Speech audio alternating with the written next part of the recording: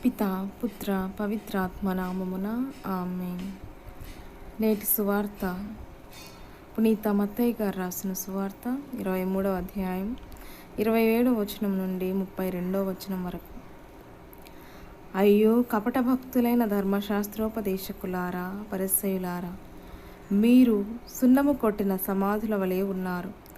అది బయటకు అందంగా ఉన్నను, లోపల మృతుల ఎముకలతోనూ దుర్గంధ పదార్థముతోనూ నిండియుండును.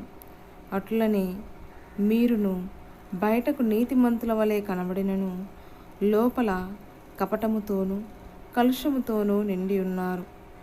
అయ్యో కపట భక్తులైన ధర్మశాస్త్రోపదేశకులారా, పరిసయ్యులారా, మీరు ప్రవక్తలకు సమాధులను, నీతిమంతులకు చక్కని స్మారక చిహ్నములను నిర్మింతురు. మా పితరుల కాలమందు మేము జీవించి ఉన్న ఎడల ప్రవక్తలను చంపుటలో మేము వారితో భాగస్థులమై ఉండడి వారము కాము అని మీరు చెప్పుదురు. వాస్తవముగా ప్రవక్తలను చంపిన వారి వారసులమని మీకు మీరే రుజువు చేసుకొనుచున్నారు.